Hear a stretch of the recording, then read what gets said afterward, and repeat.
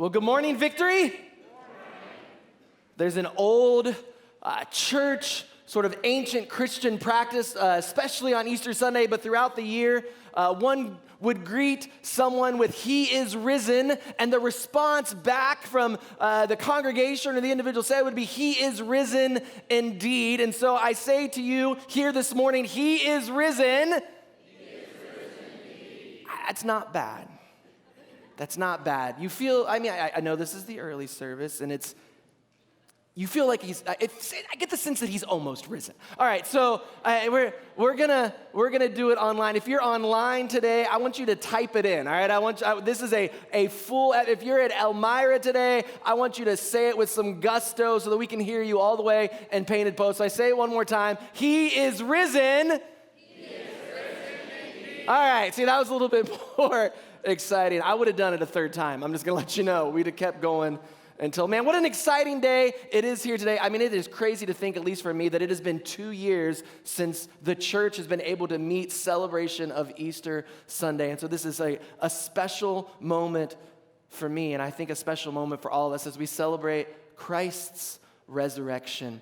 And so the passage, though, that we're going to be talking about today to sort of lead us into this is in your bulletin. If you have your bulletin program, you can open it up. It should be just a little passage, and I'm going to give you some context for it. If you're online today, you should be able to click on the link, and the link will take you. You can log in, you can take notes, you can do whatever you want. And so what's happening here, Jesus is out, he's doing ministry, right? He's kind of coming to the sort of climax of in the book of John of his ministry. And someone comes to tell him that his friend Lazarus is sick and it looks like he's going to die.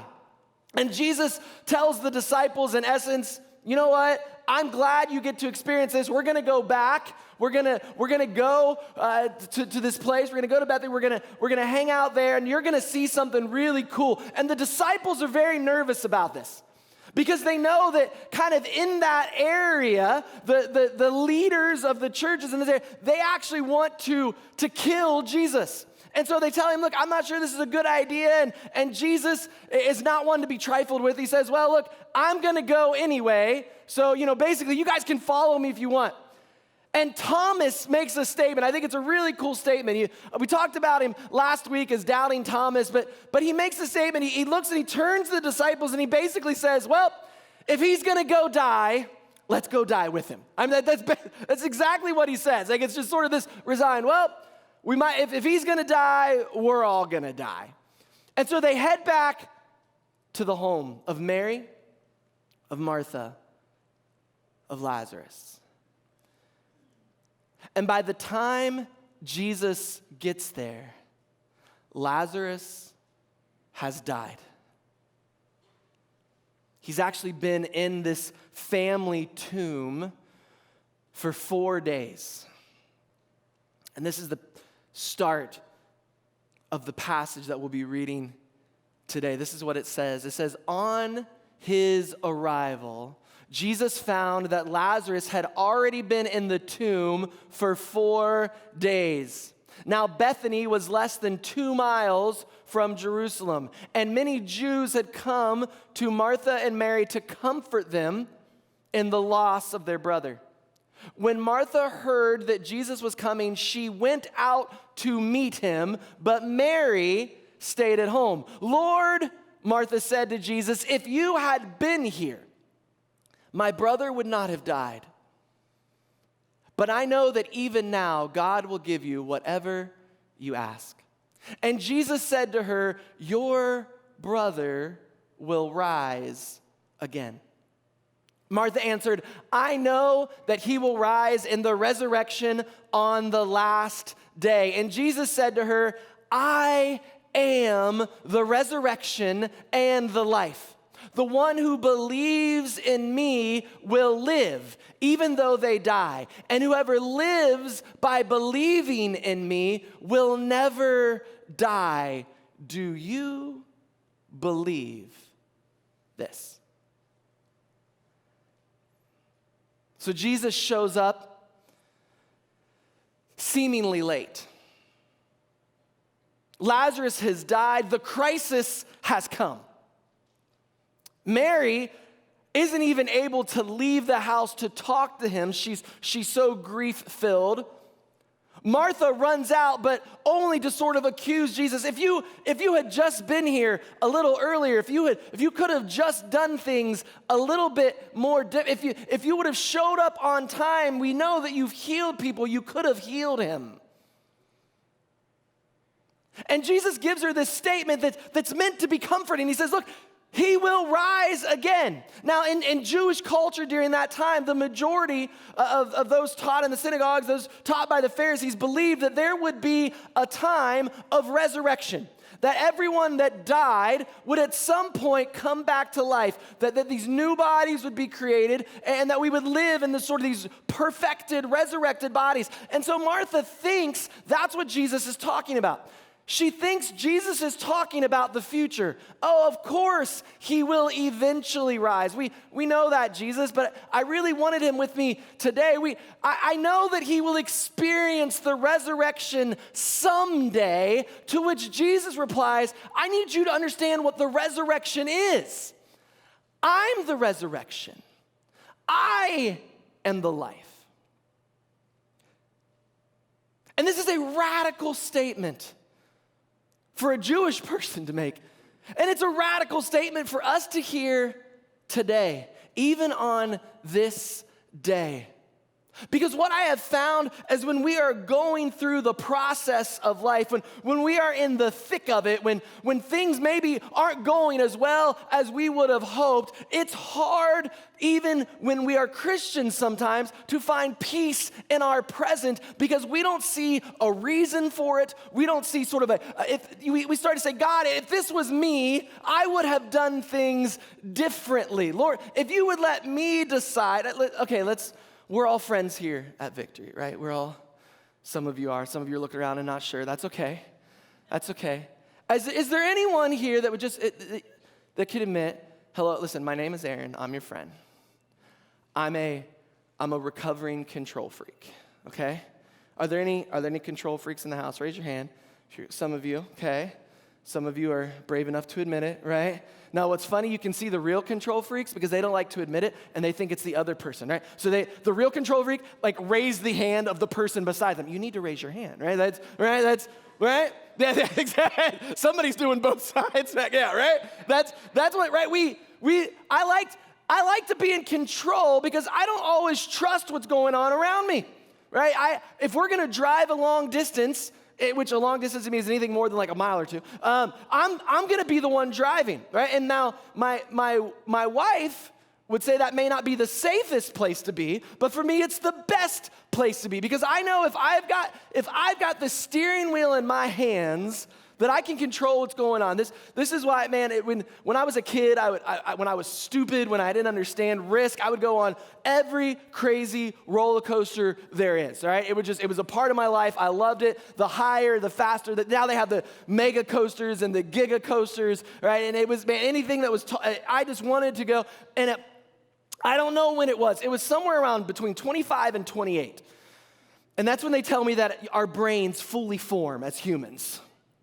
That I looked at this little flimsy thing across my waist, and I thought of all the times that I had seen mechanical things break. And I thought, is this how I want to die? And I can take you back to the last roller coaster, big one I rode. I was at the top of the hill, and I thought, no, this is not the way I want to die. Like this, if I die, I want to be in control. I don't know how that makes it better, but it feels like it's better. And I think we're in the thick of it. We're in the midst of it.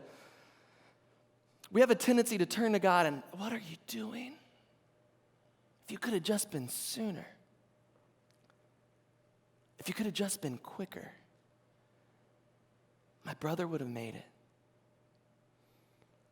And here's what I found, at least what I've experienced, and I think what Easter tells us, is it is not until we have gone through the crisis. It takes both the death and what we call silent Saturday to experience the joy of Sunday.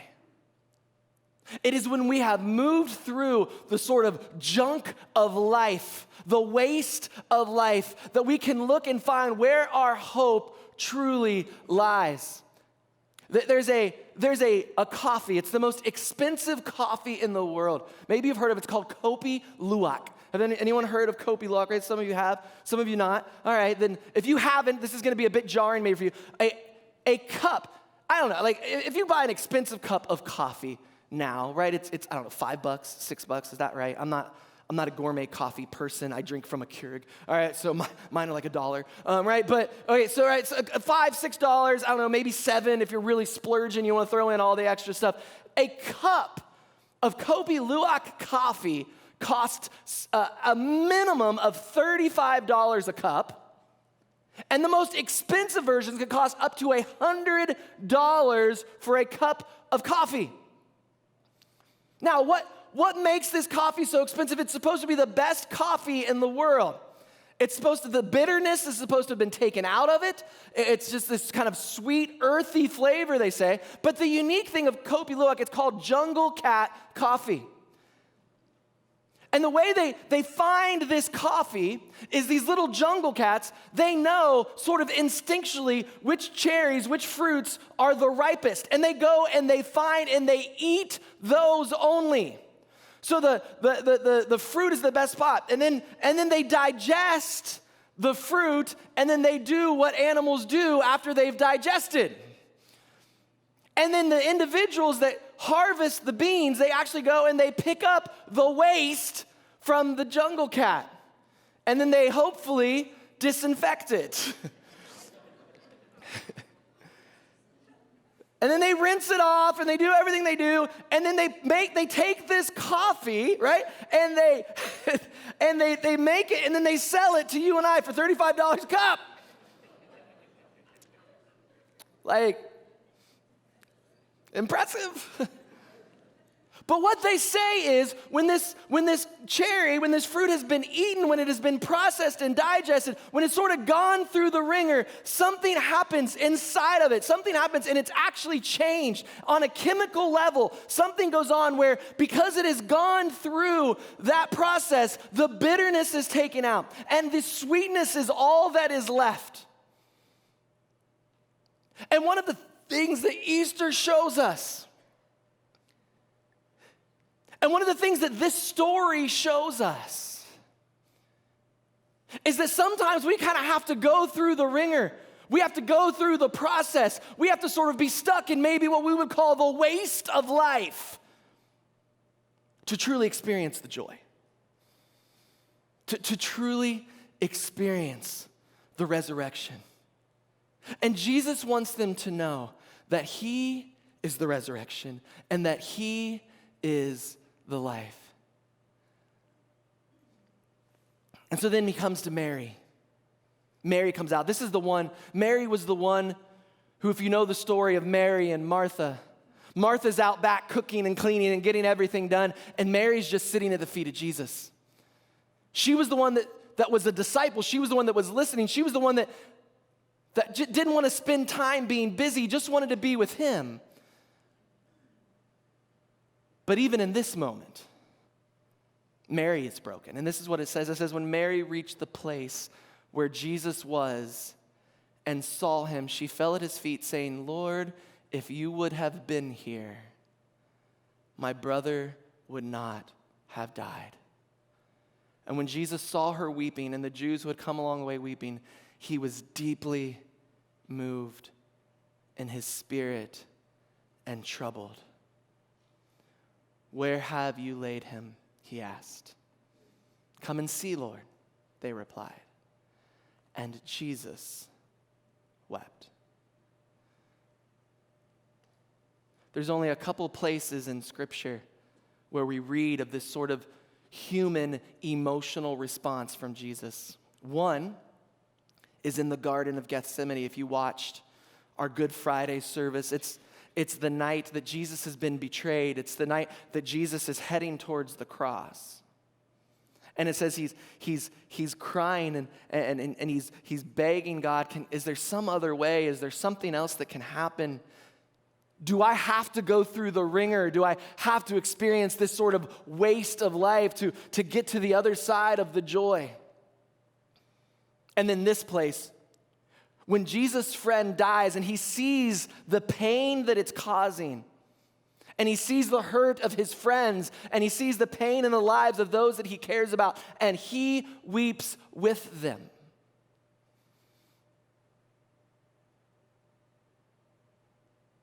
Here's what I can promise you, that no matter what you've gone through over the past year or years,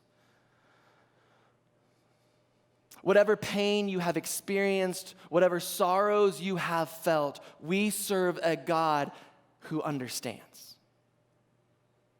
And we serve a God who weeps with you. We serve a God who allows us to experience that pain, who understands that we are human because he too was human. And he weeps with us. And he feels compassion for us. He is moved by us. We serve a God who is moved by our pain, who is moved by our struggle. The story of Good Friday into Easter is the story of a God who comes down to experience what we have experienced and who knows what he desires for us, which is our true flourishing. And he is moved by our pain and our anger and our frustration, and he wants to move us through that into the celebration, into the joy, into the hope. And it says that Jesus, even now more deeply moved, comes to the tomb, which is a cave with a stone across the entrance. And he says, take away the stone. And now they're getting nervous, right? I don't know if you've ever been around something that's been dead for a couple days. Not a good time. You don't want to be near it. You don't want to touch it. You know, if you put it in a room and you shut the room and you seal off the room, you don't want to open the room back up. And they say, look, he's been in there for 4 days. There's by this time already an odor. And this is Jesus' response. Then Jesus said, did I not tell you that if you believe, you will see the glory of God? And Jesus steps up and he calls by name a dead man and he brings him back to life. And he shows us in that moment what he can do and will do for us. You see, this is what the resurrection gives us. The resurrection does give us hope for the future. We sing about it a lot. We talk about it a lot. Sort of this future moment where eventually things will be set right. We talk about going to heaven and this sort of resurrecting experience. And that's an important thing. We need hope for the future. But what that hope for the future can do is give us peace in our present now. That we serve a God, we can experience a God that is so powerful that he can take the things in life that we consider the waste, the things in life that we consider pain, the things in life that we've experienced that we never really wanted, and he can bring resurrection to us. We can experience resurrection today.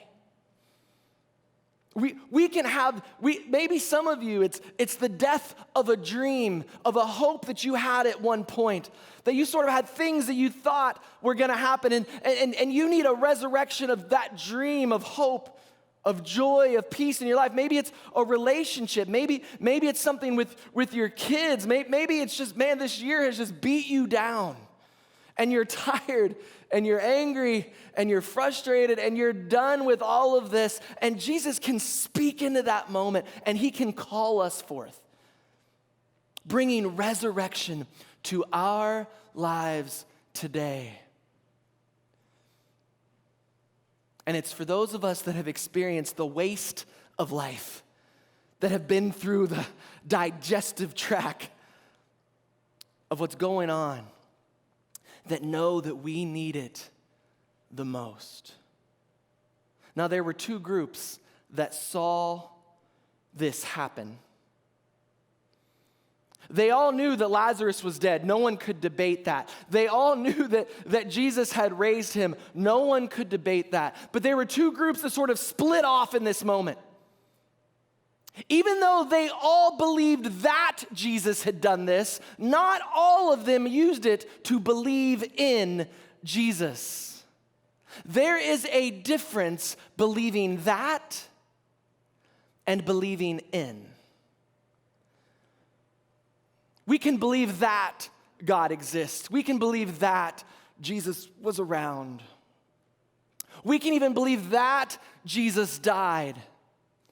To be honest, I think that's just a historical fact. But it takes faith to move from believing that Jesus died to believing in a Jesus who died for me.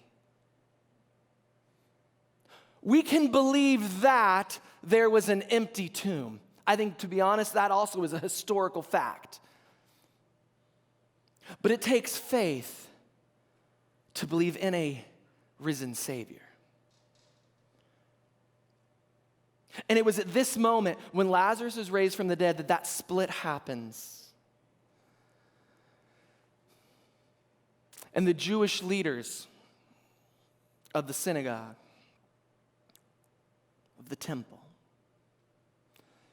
they realize that Jesus is now causing more of a problem than they believe he is worth. And it is at this moment, this resurrection moment, that they decide they are going to kill him. They believed that Jesus had risen someone from the dead, and they believed that was a problem because they refused to believe in. And this is what it says. Therefore, many of the Jews who had come to visit Mary and had seen what Jesus did believed in him. But some of them went to the Pharisees and told them what Jesus had done. And the chief priests and the Pharisees called a meeting of the Sanhedrin. Then one of them, named Caiaphas, who was the high priest, says, "You know nothing at all. Do you not realize that it is better for one man to die than a whole nation perish?" He didn't say this on his own. But as high priest that year, he prophesied that Jesus would die for the Jewish nation, and not only for that nation, but for all of the scattered children of God, to bring them together and make them one. And from that day on, they plotted to take his life. We experience Good Friday, the death of Jesus, because of this moment in this story. Because at the moment we experience someone with the power to resurrect us, we have a choice to make. We sing the songs and we're excited, and there's sort of this joyful exuberance. But when we hear a message like this, it kind of comes at a crisis moment for us. We have to decide within our own self, are we simply going to believe that, or are we going to believe in? Does this sort of belief, is it only an intellectual consent to a certain set of truths? Is it just sort of acknowledging, sure, there's something there, perhaps there is a God, perhaps Jesus was real and died, maybe there was even an empty tomb at some point. And a story like this, in a season like this, asks us to cross that line of faith, moving from just simply acknowledging a belief that into a belief in. And when we have a belief in Jesus, it changes everything. Everything that's going on in life. All of the angers, all of the frustrations, all of the hurts and pains. We can now have peace in our present moments because we have a hope for the future. And Jesus says, you want to know what the resurrection is? You want to know what life really looks like? You can only find it in me. I am the resurrection. I am the life. And then he pairs it. He says, listen, I'm the resurrection. And if you believe in me, you can live forever. And if you believe in me, you can experience eternal life right now. So that's the difference of believing that and believing in. When we believe in Jesus, much like that little coffee bean, something changes within us. The bitterness, the anger, that starts to melt away. And we get to exchange the worst of who we are, and we get the best of who God is.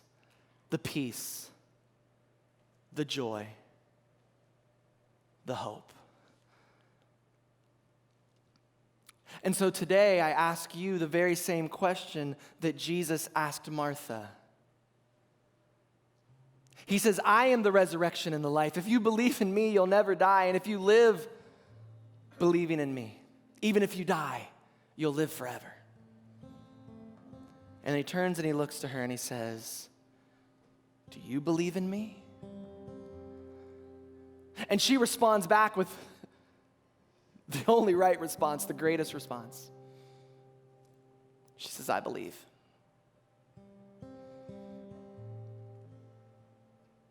Her brother hadn't been raised yet. She didn't know what was coming next. She just knew that her only hope was Jesus. And here's what I tell you today, no matter what is going on in your life, whether you've had the best year ever or the worst year ever, truly, our only hope is Jesus. And so Jesus asks today, do you believe in me? Do you want to experience life better than you've ever imagined? Do you want to have hope for a future that even if you die, eventually you will live forever? And do you want to experience that life right now?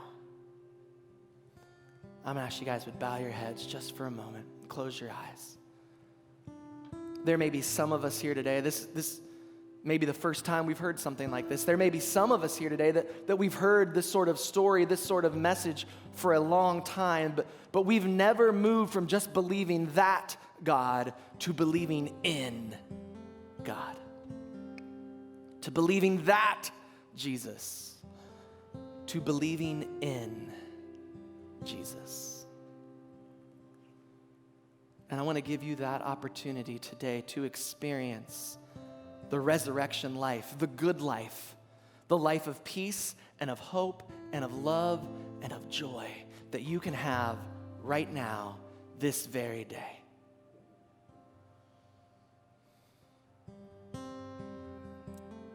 I'm going to say a prayer. And if you want to experience that life, whether you are online, whether you are in Elmira, whether you are right here in house with me, I'm going to ask that you would say this prayer with me. You can repeat it after me. I'll say a phrase, you say a phrase.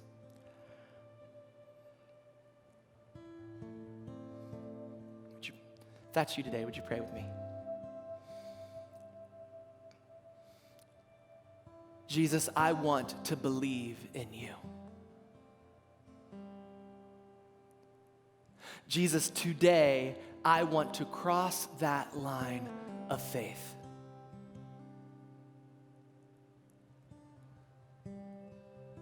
I believe that you died. I believe that you were resurrected. And I believe in you. Would you take my life and transform it? Give me peace. Give me hope. Give me joy. I believe in you. Amen. Nobody looking around, just for a moment. just for a moment, if you said that prayer here today, would you just real quickly raise up your hand just so we can see it? There's hands all over the place. If you're online today, I just want you to type in your name. I know it's a little less private there, but just type in your name if you prayed that prayer today.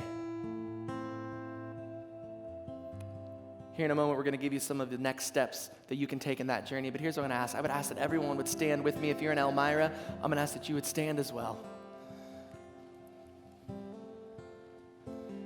In Elmira, I'm going to turn it over right now to your campus pastors, and they're going to close out for you. Here, we're going to sing in response and celebration of what God has done. Would you sing with us?